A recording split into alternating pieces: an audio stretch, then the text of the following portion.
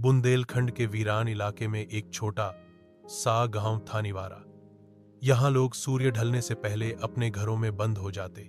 वजह गांव के बाहर बने एक उजाड़ हवेली की, जहां रात को कांच जैसे चमकते लोग देखे जाते थे, बिल्कुल पारदर्शी मगर इंसानों जैसे। राघव, एक नौजवान जो पत्रकार था, दिल्ली से इस रहस्य की तह तक जाने के लिए गांव आया।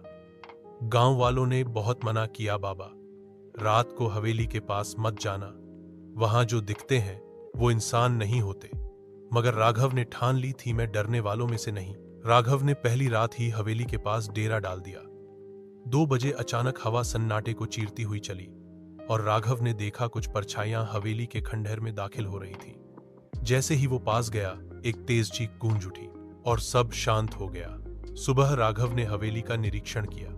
एक टूटे हुए शीशे के पीछे उसे एक पुरानी डायरी मिली। उस पर लिखा था, डॉ वेदांत शर्मा, मनोवैज्ञानिक प्रयोग 1947। क्या यहाँ किसी प्रकार का एक्सपेरिमेंट होता था? डायरी में लिखा था, हमने इंसानी चेतना को कांच में ट्रांसफर करने का प्रयोग शुरू कर दिया है। शरीर नष्ट हो सकता है पर चेतना अमर रहेगी। राघव चौंका, मतलब ये जो लोग दिखते हैं वो इंसानी आत्माएं हैं। दूसरी रात राघव कैमरा लेकर पहुंचा।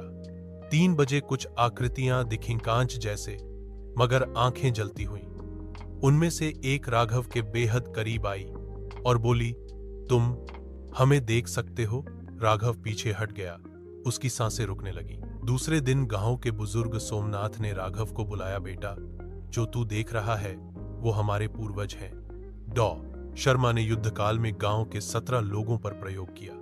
वो सब यहीं के थे, लेकिन प्रयोग अधूरा रह गया। अब उनकी आत्माएं कांच में कैद है। राघव ने तीसरी रात वहां अकेले जाने की गलती की। हवेली में पहुंचते ही सभी आत्माएं एक साथ प्रकट हुईं, तू हमारी कहानी पूरी कर वरना अगला हम बना देंगे। राघव डर गया पर कैमरा चालू कर दिया। सुबह जब राघव ने फुटेज देखा, उसमें कुछ भी नहीं था। कोई कांच का आदमी, कोई आवाज, कुछ नहीं, बस एक झिलमिलाहट, जैसे कोई चीज रिकॉर्ड ही नहीं हो सकती। इस बार राघव ने गांव के एक पुरानी पुस्तकालय से डॉ शर्मा की नोटबुक खोज निकाली। उसमें लिखा था, जो कोई भी हमारे सीक्रेट को जानेगा वो खुद भी हमारे जैसा बन जाएगा। चेतना को मुक्त करने की एक ही शर्त है, एक और आत्मा की कुर्बानी। राघव फिर गया हवेली, पर इस बार अकेला नहीं।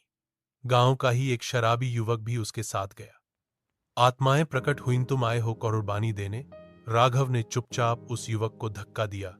चीख, रोशनी और सब कुछ शांत। सुबह राघव लौटा, पर अब उसकी आंखों में एक अजीब चमक थी। वो शांत था, बोलता नहीं था। गांव में लोग कहते हैं, राघव अब वो नहीं रहा जो पहले था। गांव में अब एक और नियम जुड़ गया है।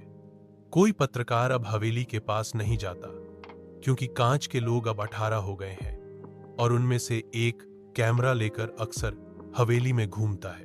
अगर तुम आज रात वहां जाओ तो शायद एक चेहरा तुम्हें पहचान ले और बोले, तुम हमें देख सकते हो।